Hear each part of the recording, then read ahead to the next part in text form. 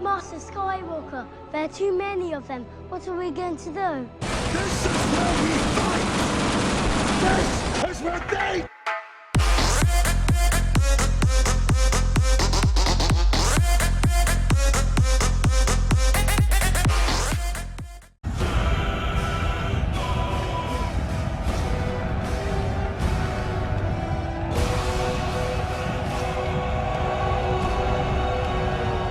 Okay, if you didn't subscribe yet, I don't know what you're doing. Alright, sorry for killing the mood, but let's just get straight into this review. So today I am reviewing the Type-3 Chinu heavy tank for the Japanese side. And don't worry about me changing the convergence there, because it doesn't really matter. You're only firing one round. Alright, let's start talking about some stuff I like about this tank. First things first, the camo looks pretty cool. It's some kind of like tropical jungle camo almost. So it's pretty cool. I really like this camo. I'm sure it'll be especially good on realistic mode. I don't, maybe it'll help you, maybe it won't. It's really hard to say. But, it's cool nonetheless. You don't have to pay for a separate camo, and I like it. So yeah, you do get that cool camo if you like that kind of stuff. Another thing that's great about it is it has a 75mm gun Type-3 tank cannon, whatever you want to call it. So basically 75mm, I believe, is the heaviest caliber in the game as of right now. So yeah, you'll be firing some pretty heavy projectiles at other tanks and even planes. And basically, like 3 shots, like most tanks, you'll 3 or 4 shot them. Sherman will require more hits, and you gotta go for those body shots or track shots or whatnot. Otherwise, you'll be doing minimal damage. Just be careful with it. It's pretty good for long range.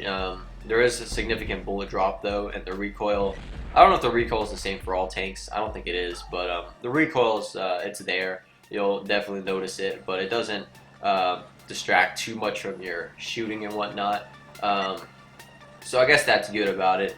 Moving and shooting is pretty much nearly impossible with this tank. I don't know if it's like that for every tank out there, but I know the ones that fire a lot faster, it's a lot easier. So yeah.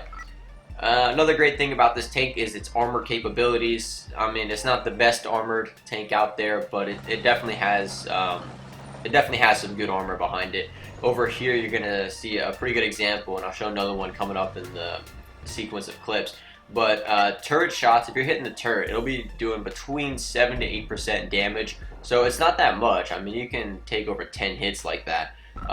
So that's how I recommend fighting with it. Just going on a ledge like this and just kind of trying to hit them. And I'm doing a really bad job at hitting them because they're pretty far and I don't really see them that well, so I'm just kind of looking shots at them, not hitting them. But if you start landing your shots, you'll be out tanking them for sure.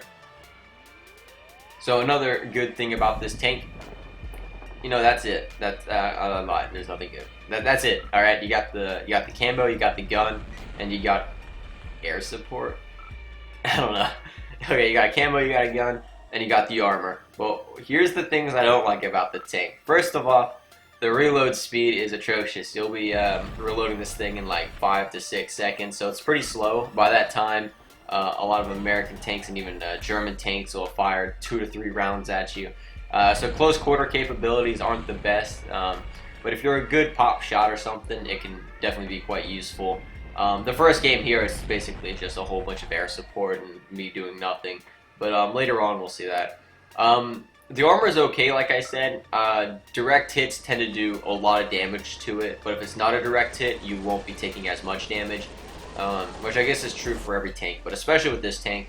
Bombs kill this tank really easily, so just watch out for that. I know the Sherman can survive a lot of bombs, but this tank can't really do that. Its air capabilities kind of sucks. You only got that one frontal 7.7 machine gun, and it's not really useful. You will see me get some pretty good action with it, but you're not going to be doing enough damage to kill anything. It's quite effective against AA like most other tanks, but good. It's especially good for like long range combat and stuff. Over here you're going to see me use that frontal gun and try to get some kills. I know I kind of steered off topic here, so let's just get back on it. So yeah, bombs, it kind of kills this tank pretty fast. The movement speed of this tank, it's quite slow. You'll be going around 40 kilometers. I mean, technically between 38 and 39 kilometers per hour at max. I haven't really gone any faster than that, unless you're going down a hill maybe. But it's pretty slow, and with the long reload speed, that can be an issue, especially in close quarter combat where you're trying to outmaneuver your opponent and all that kind of good stuff. You just can't do it. This tank's way too slow and it turns really bad. Yeah, we just got wrecked right there. So like the armor is great, but it's not better than a Sherman's. They'll out damage you. But here's a prime example of what I'm talking about. We did take one hit there and it did some damage, but the rest of the hits are probably gonna. I don't know. Never mind. I don't think this is the example. I don't know. This is not the example. Direct hits do a lot of damage, as you can see. Well, I don't know. It's just buffering. It's hard to say, guys. I don't understand how tanks work. I'm just pretending like I know. It kills planes pretty good, though. I mean, at this point, you probably understand what I'm trying to say with it. It got stuff, but it's just doesn't have what you need for that close quarters situation. Yeah. So here we got a P40 over here. Probably gonna drop a bomb on. No, he's dropping a bomb on our friend, and he missed. I don't know. I don't think he can make up his mind there. So yeah, I'm just gonna comment over the gameplay now, and here's a good close quarters situation that you guys will like. But we kind of get kamikazed by a plane, and it just can't survive that. It killed both of us. That was a huge explosion. He probably dropped like a 500-pound bomb. So yeah, he's just gonna go ahead and kill himself. I don't know.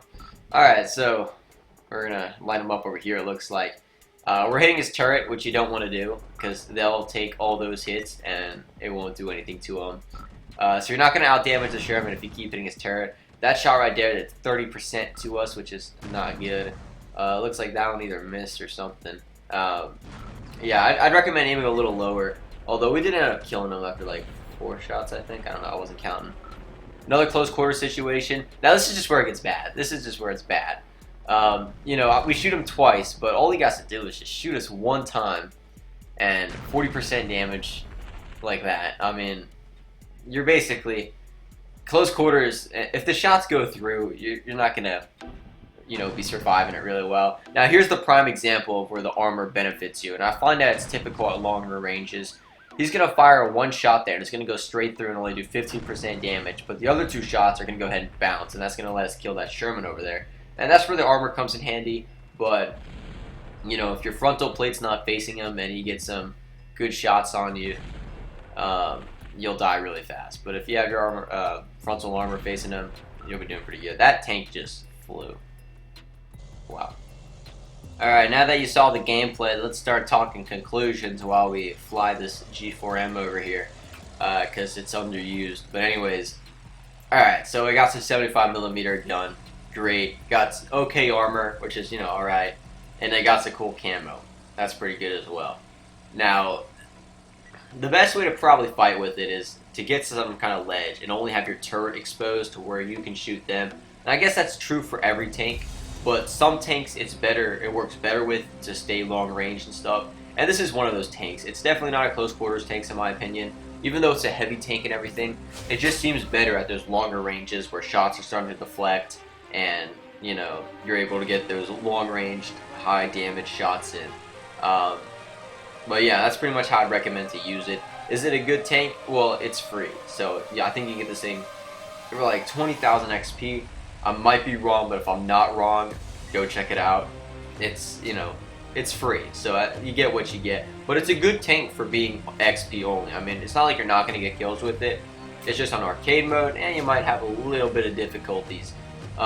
So yeah, that's basically all I got for you with the tank gameplay. So let's just hop straight into some G4M. It's just a little treat for you guys to get the video to where it needs to be. But anyways, so yeah, we got this P47.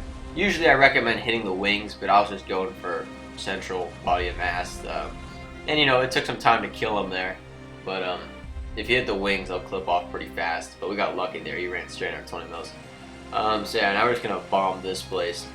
But if you guys have any questions about the tank, leave them down in the comments. I believe I got everything with it. This is basically me getting swarmed. Yeah, we got swarmed pretty bad, and they kamikazed us. What was funny though is we got both the planes though. Yeah, he looks like he's still flying, but he lost his wing. Alright. Yeah, see, both of them were fragged by me. So yeah guys, I hope you enjoyed the video. If you did, leave a like, subscribe if you're new. Hopefully this wasn't too dry for you. And I hope to see you guys in future videos and everything. So take care, see you next time. Let me know what you want to see next. And bye bye, I guess. I don't know, check out the merch.